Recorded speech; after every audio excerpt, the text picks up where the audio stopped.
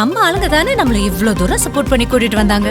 அவங்களுக்கு தெரியாதா அவங்களோட பெஸ்ட் ஹாலிடேஸ் நம்ம கூட தான்னு. GT Holidays, South India's #1 travel brand. Touring talkies ரசிகர்களுக்கு வணக்கம். வாங்க லென்ஸ் நிகழ்ச்சிக்கு போகலாம்.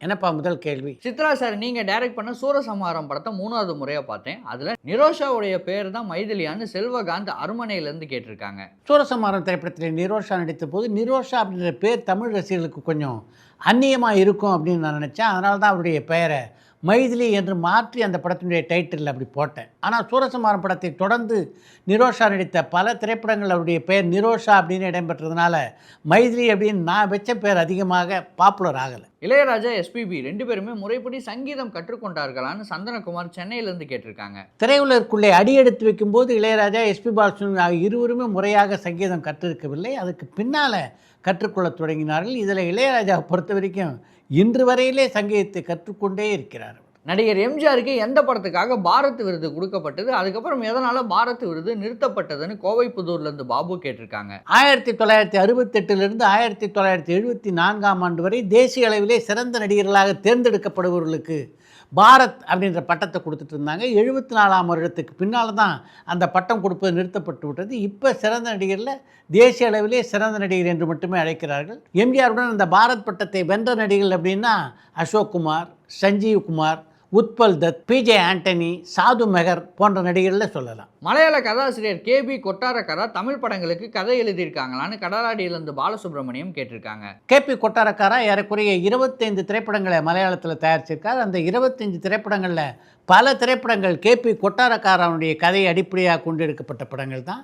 தமிழில் மிகப்பெரிய வெற்றி பெற்ற படமான பாசமலர் படத்தினுடைய கதை KP கொட்டாரக்காரா எழுதியது தான். அதே மாதிரி புரட்சித் தலைவர் எம்ஜிஆர் நடித்த பரிசு திரைப்படத்தினுடைய கதையும் KP கொட்டாரக்காரனுடைய கதை தான். பாரதி ராஜாவுக்கான நினைவு கூட்டத்தை ஏன் எந்த சங்கமும் இப்போ வரைக்கும் நடத்தாமல் இருக்குன்னு யாழ்ப்பாணத்துலேருந்து ஜானி கேட்டிருக்காங்க. தமிழ் சினிமாவுடைய போக்கியை மாற்றி அமைத்தவர் பாரதி ராஜா. அப்படி இருக்கும்போது அவருடைய நினைவேஞ்சலி கூட்டத்தை தமிழ் சினிமாவில் நடத்தாமல் இருப்பாங்களா? பாரதி ராஜா அவருடைய சிஷ்யனான பாக்யராஜா இருவருக்கும் சேர்ந்து ஒரு நினைவஞ்சலி கூட்டம் வருகின்ற 16ஆம் தேதி அன்று சென்னை கலைவாணர் அரங்கில் நடைபெற இருக்கிறது. மொத்த தமிழ் திரையுலகம் சேர்ந்து நடத்துகின்ற ஒரு அஞ்சலி நிகழ்ச்சி அது. சூர்யா வினோத் கூட்டணியில் ஒரு படம் நடக்க வாய்ப்பு இருக்கான்னு கொழும்பு நகர்லேருந்து அதையன் கேட்டிருக்காங்க. ஜனநாயகன் படத்தை பார்த்ததுனால இப்படி ஒரு கேள்வியை கேட்டிருக்கீங்க அப்படின்னு நினைக்கிறேன். வினோத் சொல்கின்ற கதை சூர்யாவுக்கு பிடித்து போனால் நிச்சயமாக அவருடைய படத்திலே அவர் நடிப்பார். நண்பன் படத்தில் பேரண்ட்ஸோட கனவுகளை குழந்தைங்க மேலே திணிக்கக்கூடாதுன்னு காட்டியிருப்பாங்க. ஆனால் ஜனநாயகன் படத்தில் அப்பாவோட கனவுக்காக பொண்ணை மிலிட்ரியில் சேர்க்குற மாதிரி காட்டியிருக்காங்க. இது சரியான பெருந்தமிழன் பாண்டிச்சேரியிலேருந்து கேட்டிருக்காங்க. திரைப்படத்தில் வர்ற வசனங்கள் அப்படின்றது அந்த திரைப்படத்துடைய கதைப்போக்கை ஒட்டியது.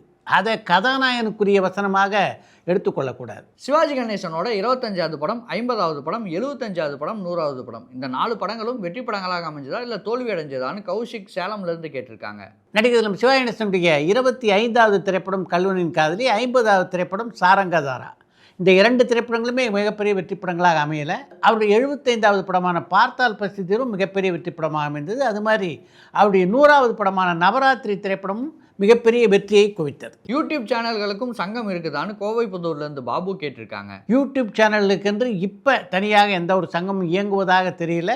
எதிர்காலத்தில் அப்படி ஒரு சங்கம் உருவாக வாய்ப்பு இருக்குது. சிவாஜி கணேசனோட 100வது படம் சர்ச்சைக்கு பின்னாடி டைரக்டர் பந்தலோவோட சிவாஜி கணேசன் சந்தித்து பேசவே இல்லைங்கிற தகவல் உண்மையான கள்ளக்குறிச்சியிலேருந்து தவமணி கேட்டிருக்காங்க. நடிகர் சிவாஜி கணேசனை பொறுத்த வரைக்கும் யாருடனாவது ஒரு கருத்து வேறுபாடு ஏற்பட்டால் கூட அதை பெரிய அளவிலே மனசில் அப்படியே வச்சுட்டு இருக்க மாட்டார். கொஞ்ச நாள் கழித்து பார்த்திங்கன்னா சகஜமாக பேச தொடங்கிவிடுவார். அப்படித்தான் அவருடைய நட்பு பந்துலோடும் இருந்தது. டைரக்டர் பாலாவோட அடுத்த படம் என்னன்னு கோவைப்புதூர்லேருந்து பாபு கேட்டிருக்காங்க. அடுத்து ஒரு மிகப்பெரிய கதாநாயகனை இயக்குகின்ற முயற்சியில் தான் பாலா இருக்கார். விரைவிலேயே அந்த படத்தை பற்றி அறிவிப்பு வரும் அப்படின்னு நினைக்கிறேன். நடிகர் அர்ஜுனை வச்சு ஒற்றன் அப்படிங்கிற படத்தை எடுத்த இளங்கண்ணன் அவர்களுக்கு ஒற்றன் படம் பெரிய ஹிட் ஆகியுமே ஏன் அடுத்த பட வாய்ப்பு கிடைக்கலன்னு மௌலி அயர்லாந்துலேருந்து கேட்டிருக்காங்க. ஒற்றன் படத்துக்கு பின்னாலே இளங்கண்ணன் ஒரு திரைப்படத்தை இயக்கினார். அந்த படம் வெற்றி படமாக அமையலை. அதன் காரணமாக தான் தொடர்ந்து அவருக்கு பட வாய்ப்புகள் அமையலைன்னு நினைக்கிறேன். பொதுவாகவே தமிழ் சினிமாவில் சென்னை, கோவை, மதுரை, திருநெல்வேலி இந்த 4 மாவட்டத்தை சுற்றியே கதை நகரும்படி படம் எடுக்கிறாங்க. இதுக்கு காரணம் என்னன்னு கோவைப்புதூர்லேருந்து சந்திரன் கேட்டிருக்காங்க. நீங்கள் குறிப்பிட்டிருக்கின்ற 4 ஊர்களுக்குள்ளே தான் மொத்த தமிழ் சினிமாவத்தினுடைய கதையை இயங்குவதாக சொல்ல முடியாது. பல கதைகள் திருச்சியை மையமாக வைத்து எடுக்கப்பட்டிருக்கின்றன. ஒரு சில கதைகள் வடார்காடு மாவட்டத்திலே உள்ள வேலூரை அடிப்படையாக கொண்டும், ஒரு சில கதைகள் பன்ருட்டியை அடிப்படையாக கொண்டும் கூட இங்கே எடுக்கப்பட்டிருக்கின்றன. எம்ஜிஆர் சிவாஜிக்கு முத்தம் கொடுக்குற காட்சியை வீடியோவில் பார்க்கும்போது எங்களுக்கு ரொம்ப நெகிழ்ச்சியாக இருக்குது. அதை நேரில் பார்த்த உங்களுக்கு எப்படி இருந்தது?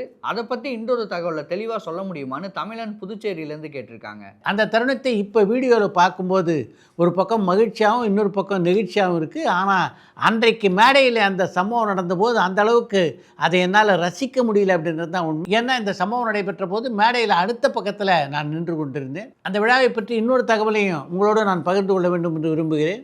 சிவாஜி நம்பியாருக்கு முத்தம் கொடுத்ததோடு எம்ஜிஆர் நிற்கலை. விழா முடிந்து கிளம்பும்போது என் கையை பிடிச்ச ஒரு முத்தம், அந்த படத்தினுடைய கதாநாயகனான சத்யராஜ் கையை பிடிச்ச ஒரு முத்தம் கொடுத்து விட்டுத்தான் கிளம்பினார் அவர். தாளம் படத்தை இயக்கிய சுபாஷ் அவர்களை பற்றி சொல்ல முடியுமான்னு ரகுவரன் இந்தோனேஷியாவிலேருந்து கேட்டிருக்காங்க. தால் அப்படின்ற இந்தி படத்துடைய தமிழ் பதிப்பு தான். அந்த படத்தை இயக்கிய சுபாஷ்கை இந்தியில் பல வெற்றி படங்களை கொடுத்தவர். சீவலப்பேரி பாண்டி திரைப்படம் உண்மை சம்பவத்தை அடிப்படையாக கொண்டு எடுக்கப்பட்ட படமா? அந்த இயக்குனர் அடுத்தடுத்து என்ன படங்களை இயக்குனாருன்னு அஜய் ஒசூர்லேருந்து கேட்டிருக்காங்க. தமிழ் அவர் இயக்கிய படங்களில் குறிப்பிட்டு சொல்ல வேண்டிய படம்னா அது கமலஹாசனும் பிரபுவும் இணைந்து நடித்த வெற்றி விழா என்ற திரைப்படம். இதயம் படத்துக்கு அந்த சமயத்தில் எந்த மாதிரியான ரெஸ்பான்ஸ் இருந்தது? அந்த படத்தை ரீரிலீஸ் பண்ண வாய்ப்பு இருக்கான்னு திருப்பூர்லேருந்து குமரன் கேட்டிருக்காங்க. இதயம் திரைப்படம் வெளியான காலகட்டத்திலே மிகப்பெரிய வெற்றி படமாக அமைந்தது. அந்த படத்தை பொறுத்த வரைக்கும் அது ஆக்ஷன் படம் இல்லை, காதலை மிக அழகாக சொன்ன படம். இப்போ அந்த படத்தை மறுவெளியீடு செய்தால் மிகப்பெரிய வெற்றி பெறும் அப்படின்ற நம்பிக்கை எனக்கு இல்லை. இனி அஜித்துக்கு போட்டி சூர்யாவா சிவகார்த்திகேயனான்னு சஞ்சனா சேலம்லேருந்து கேட்டிருக்காங்க. இப்போதைக்கு அந்த இடத்துல சூர்யா தான் இருக்கார், பொறுத்திருந்து பார்ப்போம்.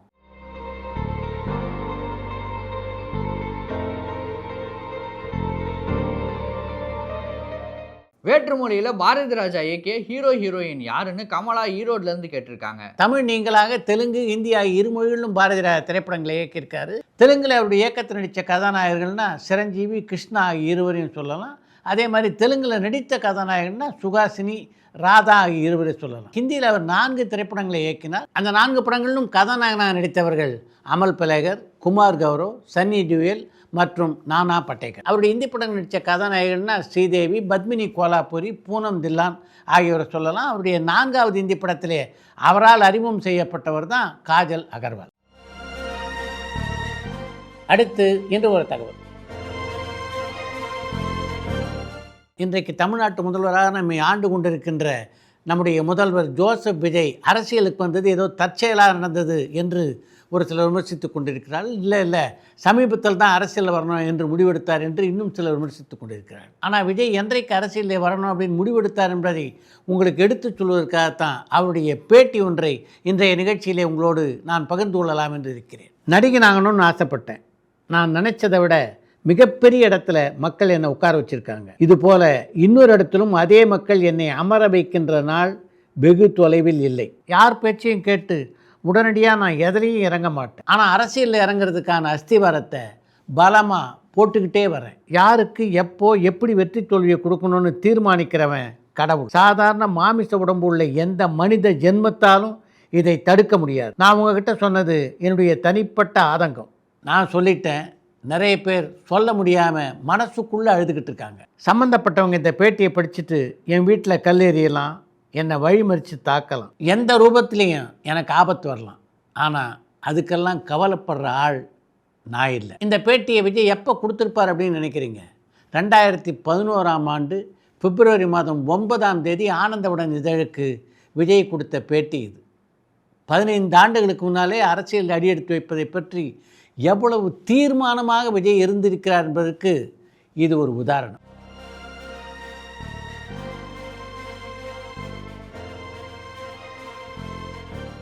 இத்துடன் இன்றைய லென்ஸ் நிகழ்ச்சி நிறைய வருகிறது. மீண்டும் அடுத்த லென்ஸ் நிகழ்ச்சியிலே சந்திப்போம்.